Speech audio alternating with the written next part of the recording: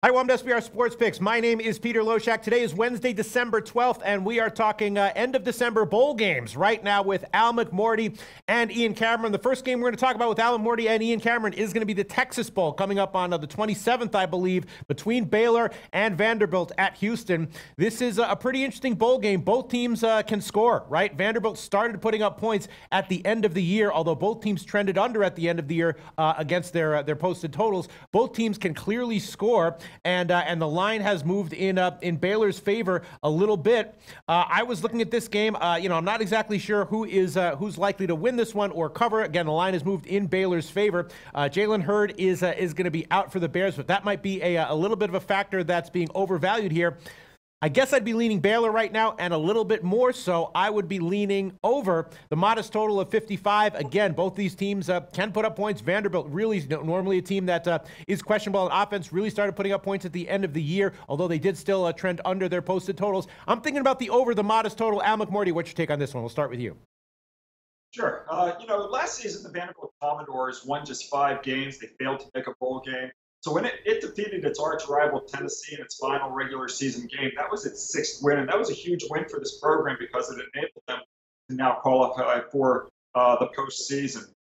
But generally speaking, one of the things I don't like to do is play on teams that had a losing record the previous year and missed out on the bowls. If now they're in the bowl game and they're favored in the bowl game, these teams have covered just 40%. They're generally just happy to be in the bowl. So I don't want to lay points with these kinds of teams. So that's one reason I'm going to actually go against Vanderbilt. Another is that the Commodores are a poor 2-6 against the spread in non-conference games after playing their rival Tennessee. Then Baylor's a very solid 19-9 ATS its last 28 as an underdog, including a perfect 6-0 when it's priced from +3 to +7 points. I'm actually going to take the points with the Bears here. Yeah, that's what I was thinking as well. That's the way the market has been reacting. They opened again as a 6-point dog, now down to 3.5, but BetOnline still has 4, so we'll give you that one. +4 -105, Al McMordie, and no opinion on the over, I guess. Ian Cameron, I'm leaning Baylor, agreeing with Al McMordie, and thinking maybe an even stronger lean, maybe, to the over. 55, the split line 55 or 55.5. It hasn't moved since opening. What do you think, Ian? Yeah, when you're looking at the side in this game, guys, I think the one thing that comes to mind is neither of these teams made a bowl game last year. So what does that tell me? It tells me you should see some motivation. It tells me you should see enthusiasm with these two teams coming into this game, Baylor and Vanderbilt. I think you got two teams that are going to want to play, want to win, want to be there, and play a good football game. We know Vanderbilt's defense has really struggled most of the season. There's no question. I know when it comes to laying points, I want teams that I can trust to get some stops. Certainly it wasn't a great Vanderbilt defense in terms of trusting them to get those stops. And Kyle Shermer, though, at the quarterback spot, like him a lot. He's had a really good season. I think he's had one of his best seasons since he's been here. Multi-year starter now here with this Commodores team. Charlie Brewer, on the other hand, he turned the ball over a little bit more, but still moved the ball. Is facing a Vanderbilt defense, again, that I think he's going to be able to make plays with. Conversely, I do think Vanderbilt's offense is going to move the ball here in this game.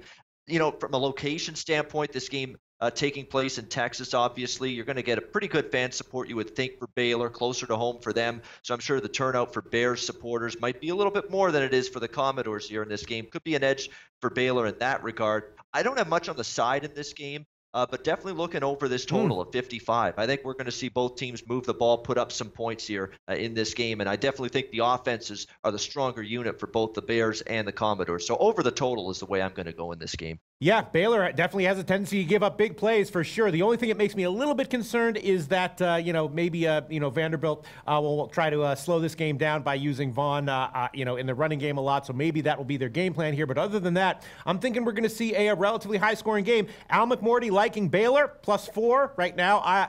Ian Cameron liking the over at 55. And I agree with both those. I'm going to make both of those official plays to go on my record in the Loshak and the Bag shows. I'm going to take the Baylor +4 line at -105 at BetOnline, and the total is 55 or 55.5. So I'll take the over 55 -110. Throwing both of those onto my official record in the Loshak and the Bag shows. Ian Cameron and Al McMordie, great preview. We'll see if we're all right. We are all in agreement in our analysis of this game. Thanks, guys. Hey guys, thanks for tuning in to our channel.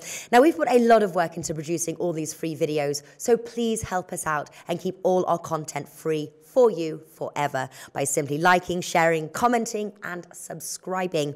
Now, not to mention, a visit to our industry-leading website will warm the hearts of all our SBR employees, especially myself. Now, the links are over there to the left, so do check those out. Thanks for watching.